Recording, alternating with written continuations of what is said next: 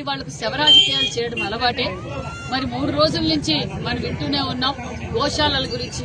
వాళ్ళు మామూలుగానే శవ రాజకీయాలు మనుషుల మీద చేస్తున్నారు మొన్నటి వరకు. మళ్ళీ ఇప్పుడు పశువులు గోవుల మీద కూడా దాన్ని కూడా రాజకీయం చేస్తున్నారు. మరి వాళ్ళకి తెలిసినో లేదో ఎన్డీఏ ప్రభుత్వం వచ్చిన తర్వాత మాన్యశ్రీ ముఖ్యమంత్రి చంద్రబాబు నాయుడు గారు ముఖ్యమంత్రి అయిన తర్వాత ప్రజలతో పాటు పశువులను కూడా కాపాడాలి అని చెప్పి గోకులం షెడ్లు రాష్ట్ర వ్యాప్తంగా గోకులం షెడ్లు నిర్మాణం చేశాం.